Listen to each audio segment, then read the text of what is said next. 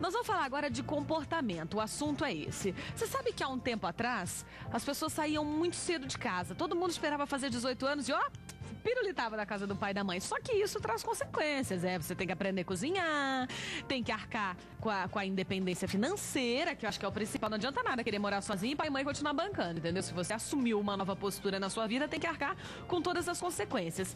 Isso mudou. Hoje em dia, os filhos estão cada vez saindo mais tarde da casa dos pais. Por que será essa mudança toda, hein? Para falar sobre esse assunto comportamental, eu trago aqui o Mauro Godoy, que é psicólogo. Tudo bem, Mauro? Como vai? Bem, você? Prazer recebê-lo aqui, viu?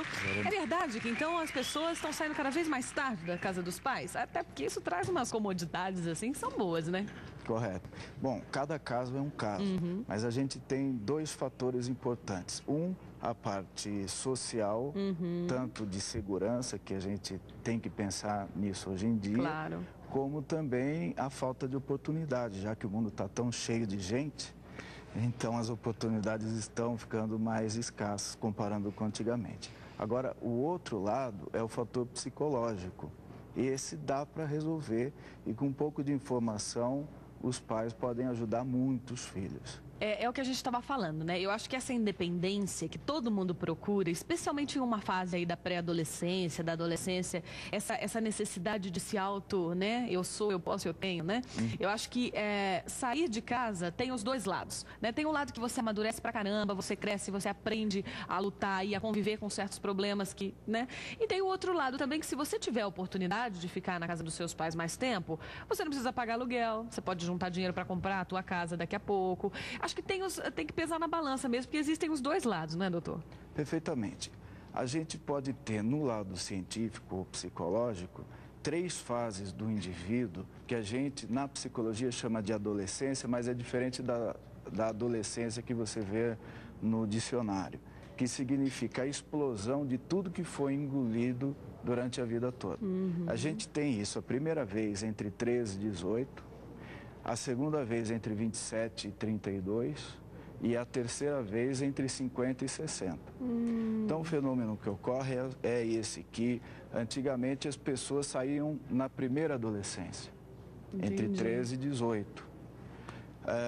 Hoje em dia, principalmente no terceiro mundo, está acontecendo isso. As pessoas estão saindo na segunda adolescência, que é dos 27 aos 32. E você acha que isso pode trazer algum reflexo para essa pessoa, de repente, um amadurecimento mais tardio, algumas consequências nesse sentido? O mais importante é a falta de estrutura emocional, porque ela vai projetar ou delegar na mãe ou nos pais essa estrutura. É como um bebê. Quem controla o bebê, quem é o superego do bebê são os pais. Não faça, não põe a mão aí, não fure os olhos da sua irmã, etc, etc. Com o tempo, a criança vai aprendendo o que ela deve e o que ela não deve fazer. Ao mesmo tempo, é a parte emocional. A gente, quando tem estrutura, é capaz de resolver seus próprios problemas e também suportar situações difíceis na vida. Se a gente é criado para depender dos pais, nunca vai desenvolver essa estrutura. Agora eu queria acrescentar um mito que existe na história do ser humano, que é o ritual da bênção. Antigamente, quando a mãe abençoava o filho, ela estava fazendo exatamente um empréstimo do mátrio poder para a criança. Então, por exemplo, o garoto de 10 anos ia para uma excursão da escola e aí pedia a bênção para a mãe. A mãe falava, vai meu filho, Deus te abençoe. Quando o menino ia, quem era a mãe dele? Ele mesmo. Então ele se cuidava, se produzia e arrumava comida, etc. Quando voltava, pedia a bênção de novo e devolvia o mátrio poder para a mãe. Quando a mãe diz, não, eu não te abençoo, se você quiser, vá sem mãe. Se esse menino fosse para excursão, quem seria a mãe dele? Ninguém. Seria abandonado. E como é uma pessoa abandonada? Enquanto os meninos tomam banho, se produzem, ele não toma banho, não faz nada. É o rebelde. Não, é o abandonado, aquele que não se cuida, o desleixado. Sabe aquela pessoa que engorda, fica feia, não cuida de si. Entendi. Porque ele aprendeu que mãe, proteção, amparo, é algo que a gente tem fora, não dentro.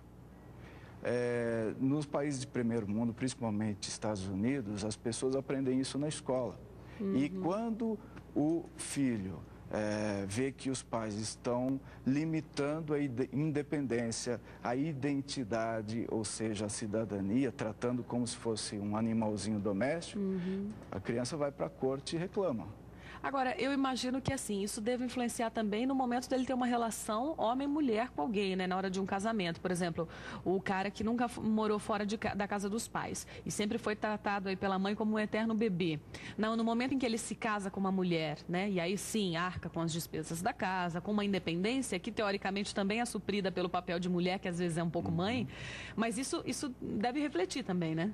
Ele foi condicionado a ver a mãe fora. Portanto, ele vai procurar na mulher primeiro a mãe. É natural, isso acontecia antigamente de montão. A pessoa casava com uma mulher que era mulher até engravidar. No momento em que tinha o primeiro filho, deixava de ser mulher para ser só mãe. Ou o sujeito casou com a mãe para cuidar dele e mulher para se relacionar, ele vai procurar fora. Entendi.